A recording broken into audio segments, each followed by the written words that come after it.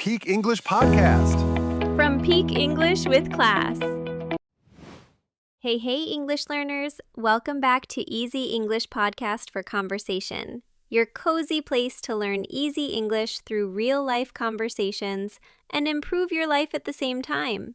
I'm Sarah. And I'm Alex, and as always, we're really happy you decided to spend a little bit of your day with us. Before we start, I want to share a quick reminder. This is a B1 to B2 level episode. If you don't understand every word, just relax. You can always listen again. Exactly. Just let the English flow over you, maybe grab a cup of coffee, and relax with us. So, Sarah, today we are tackling a pretty huge topic, how to change your life, and why you need to start right now. Oh, wow, that is a very heavy topic for a normal weekday. But honestly, I think we all need to hear it. Yeah, we really do. But before we get deep into the psychology, I want to play a tiny game with you and with everyone listening. Ooh, a game already? Okay, I am ready. What are the rules? It is very simple. Think about your life right now, in this exact moment. From 1 to 10, how is your life going? From 1 to 10. Well, let me think about my job, my health. Wait. I forgot the most important rule. You cannot choose the number 7. Oh, come on. You always do this. Why can't I choose 7?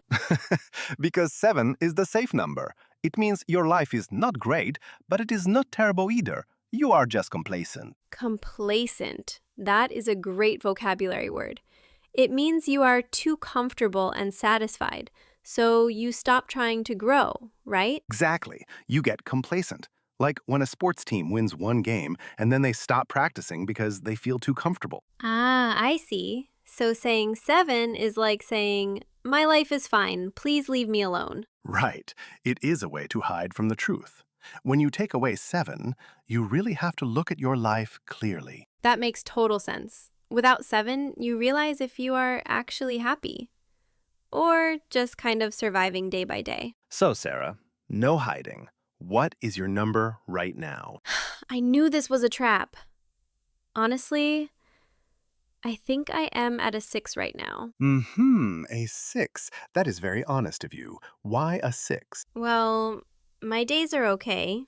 I go to work, I pay my bills, but I feel like if I keep living exactly like this, I will fall short. Fall short. That is a very useful phrase. To fall short means you do not reach the goal you expected or wanted. Yes, exactly. Like if you want to save $1,000, but you only save $500, you fall short. Yeah, and if you fall short of your life goals, that can really hurt. It is so easy to just drift into a boring routine. Drift into. That means moving slowly into a situation without really planning it, right? Like a boat floating slowly on a river without a motor. Perfect example. You do not plan to be stuck at a 6. You just drift into it. One small, easy choice at a time. Okay, Mr. Guide. What about you? What is your number? I think I am at a 5.5. A 5.5? That is so specific. Why not just a 5? Well, I am doing some good things, but I know I am still playing it too safe. I am definitely not using my full potential yet. I really appreciate your honesty, Alex. And now, we want to turn it over to you, our listeners. Yes, we love hearing from you. We want to know your honest number and how you are really feeling today. So, here is your challenge. Go down to the comment section right now and tell us your number. Use this exact format. Type, I'm, name, from, country, and today I feel, and then share your number and a short reason. For example, you could write, I'm Sarah from Canada, and today I feel like a 6 because I am a little bit stuck. Don't be shy. This is a completely safe space, and reading your comments helps other learners feel much less alone. So pause the podcast for just a second, write your comment, and then come right back. We will be waiting for you. Okay, are you back? Let's dive into the core of today's conversation. Let's figure out how to break out of our old patterns. Honestly, Alex, looking at my number 6, it makes me think about my biggest struggle lately. I have what I call an idea graveyard inside my head. An idea graveyard? Well, that is a very dark picture, Sarah. What exactly do you mean by that? You know, a graveyard is where dead things are buried. So, an idea graveyard is inside my mind. It is where all my great ideas just sit and die because I never take action. Ah, I see. Like when you have a big dream to start a new project or learn a skill, but you just never do it. Exactly. For example, I really want to start a second YouTube channel. Something fun, where I review historical stories with a humorous twist. Oh, wow. That sounds like an amazing idea, Sarah. I would definitely watch that. Yeah, but the problem is, I keep waiting for the perfect time. The ideas are just sitting in the waiting room of my brain, like, excuse me, is it my turn yet? That is so relatable. But the sad part is, many people will die with most of their best ideas still sitting in that waiting room. That completely terrifies me. I do not want to be that person. But I just feel paralyzed. I keep repeating the same cycle of doing nothing. Right. To change your life, you have to break out of a pattern. You cannot live the exact same year on repeat forever. Break out of a pattern.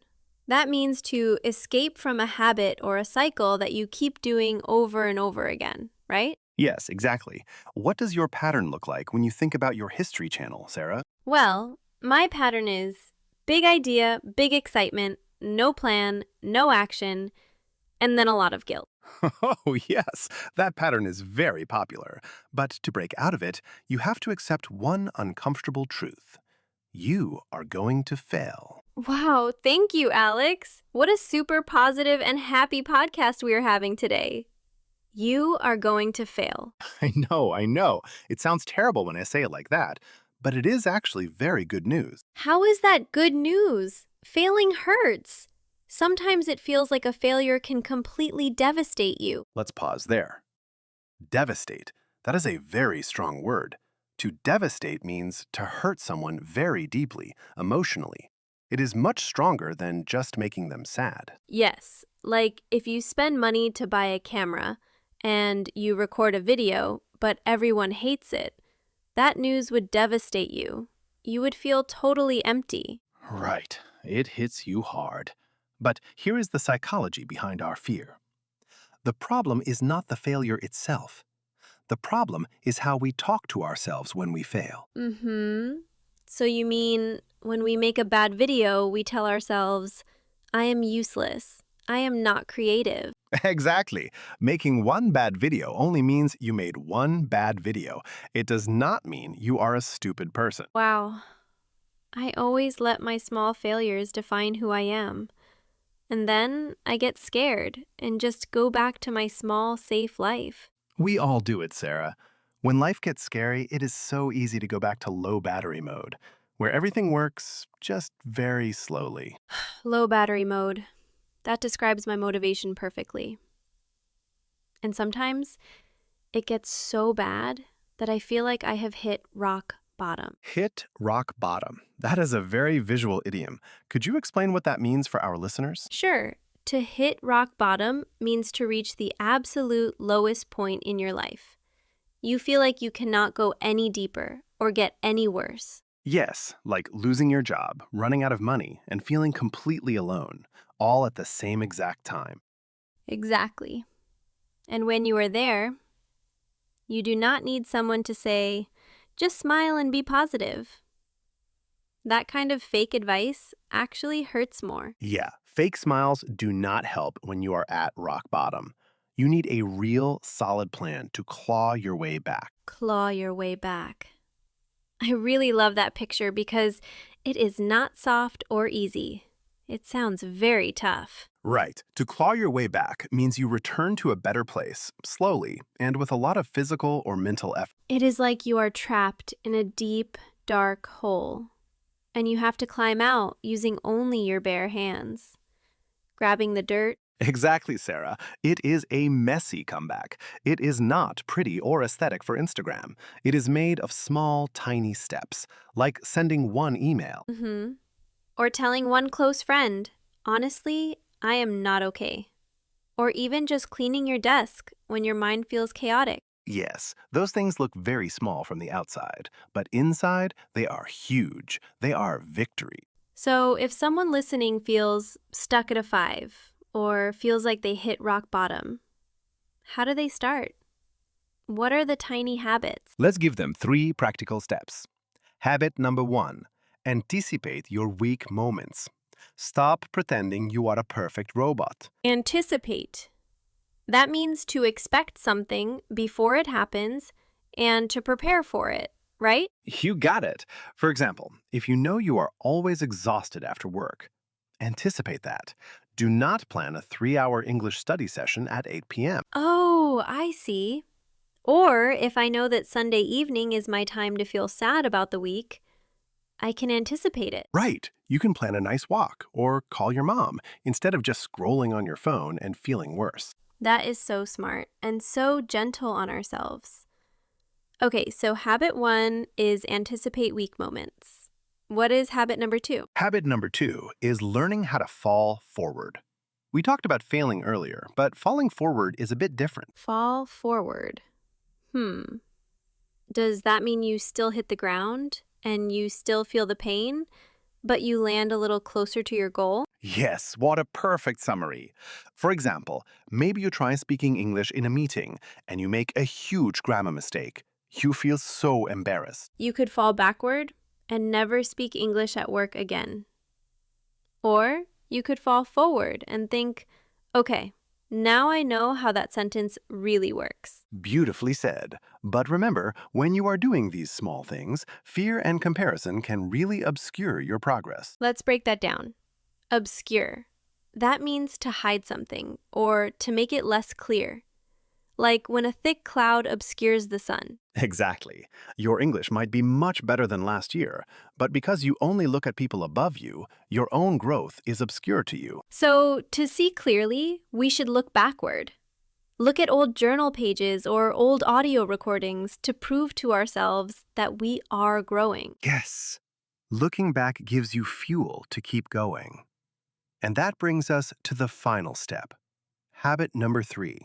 Find a purpose. A purpose.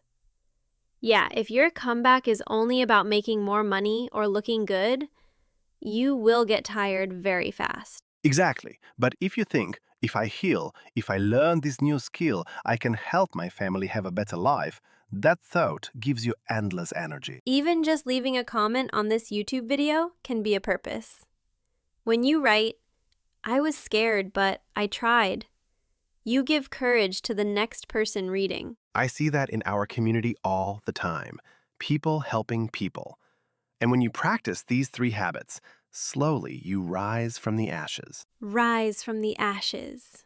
Oh, I absolutely love that phrase.